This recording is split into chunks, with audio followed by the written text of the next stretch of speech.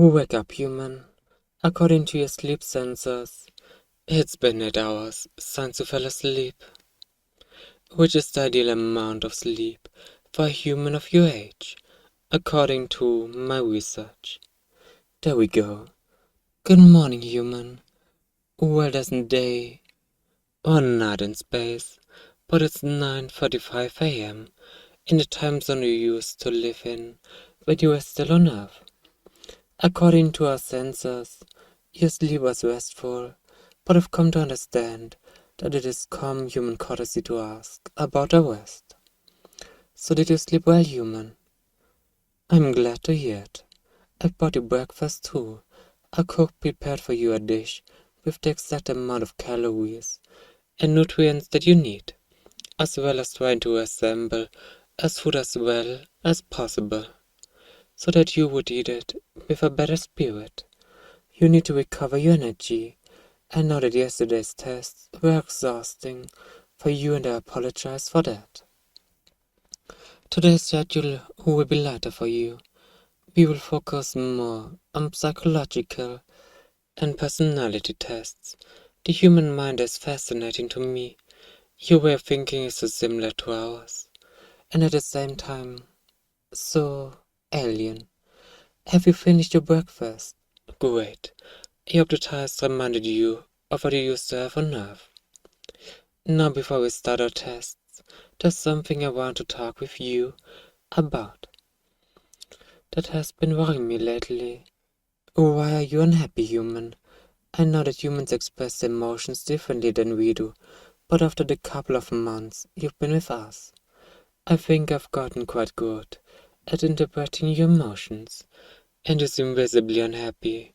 We observed you living your life on Earth for a while, before deciding you were the ideal subject for our experiments. You know, and there's something clearly wrong with you since we brought you to our ship, after the few days of expected resistance and defiance. You finally accepted your place, but you act very different from when you lived on Earth. Whenever we aren't doing tests, you just sit down in your room, sighing and looking through the window into the endless abyss. I've checked the sensors in your blood work. I've read that you could have contracted some kind of illness, but you're physically okay. In fact, thanks to our meticulous planned meals, you're in a better physical shape than you were on Earth.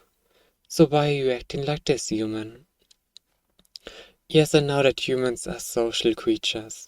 I gathered as much at the beginning of my investigations, but you're not isolated. There are 10 people here, most of which you see and interact with on a daily basis. Well, you're the only human. That's right. But even if I'm not a human, I like to think that I'm not only a researcher, but also your friend, aren't I? Well, that was thoughtful. I thought we had bonded, as you say. Well, never mind. What could I do to cure your unhappiness? I'm afraid that's not an option. We can't simply return you back to Earth, even if I wanted. Think about it. You've been missing for 2 months. If we return you, what are you going to tell everyone? If you tell them the truth, they'll think you've gone mad, and we both know that. Also, my investigation is far from finished, because our species is exploring the whole cosmos. We don't have scientists like you. Instead, we are divided by the branches of science that we study. Humans have been a passion of mine since I was a child, and if I extract from you as much information about humans as I'm hoping to, that would make me the greater authority on human studies, which would grant me as much power as one of your presidents may have. I could spend my whole life just studying humans, with the best research teams available. It would be a dream come true. As you say, we don't really dream, but I understand the meaning of the expression. So even if you don't consider me a friend, will you try to get better and help me in my research? Please. I know humans are highly empathetic beings. How long will my research take? Well, my investigation is about human development and aging. So around 30 or 40 off years, I would say. Oh, and now there's water coming from your eyes. Right. That happens when humans are feeling strong emotions that can't be contained. What's wrong, human? Did I say something to upset you? Yes, I know that you'll be old in 40 years. That's, that's the point, human. I can hardly do research on aging if we don't age, don't you think? And now there's even more water. Why is this upsetting for you, human? You are contributing to science. Doesn't that make you happy? Okay, that one is on me for asking. What could I do to make you happier? My research is not going to be generalizable if my test subject is not acting like humans usually act. My previous investigations point out that a prolonged mental discomfort has negative repercussions on human health. Wait, I have an idea, human. What about I find you a mate? We could scan the whole planet to find someone that is the perfect match for you. We both would benefit from it. You would have another human to bond with and have a relationship. And I would get to see with more eyes your mating rituals and how do you call it? A romantic relationship. That's one of the parts of human psychology I've never managed to understand, and I think it would be fascinating to observe. I couldn't make 2 investigations instead of one. There would be no way. I'm not a higher authority in humans after this. Oh, you don't like that either? Why not? I thought that having a mate was one of the most important objectives of every human. You just want to go back to your old life, huh? And why, human? Here, all the stressing factors of your life on Earth are removed.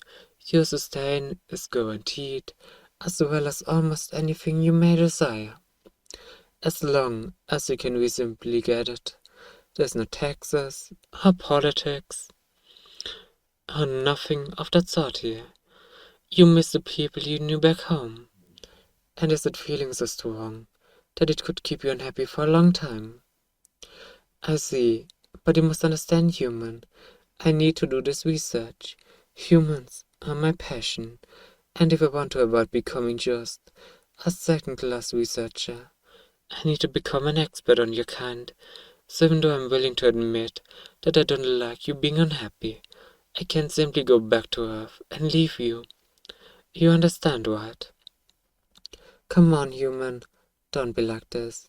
You don't have neither the means nor the knowledge to go back to your planet, so why don't you accept your fate and try to enjoy your stay here? I can force you to be happy, sure. I could put some kind of substance in your food to make you more compliant, but that would render my studies invalid. But I really want you to be happy here. What could I do? I need you to willingly take part in this, but you don't seem to want to. Listen, human, I have an offer to make, and this is by far the best deal that I'm willing to put on the metaphorical table. Maybe I can reduce the scope of my investigation and have you here with us only for a year, but in exchange, I would require your full cooperation in any tests and experiments that I might need to subject you to. I can guarantee you that you would suffer no harm from them, the same way you haven't been harmed by any of your previous tests. What do you say? Yes, a full year.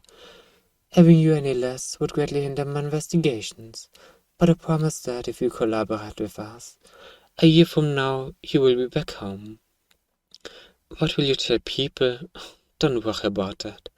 We will think of something and falsify any documents necessary. It should go without saying, but you absolutely cannot tell anyone where you've actually been. They probably wouldn't believe you, even if you did. But we don't want to take the risk. So do you accept our deal, human? It is the best I can offer you. I'm glad to hear it. I will have to gather as much information as possible in our year together then.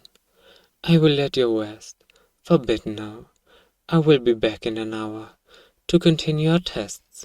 Today, we're going to test what you humans call imagination.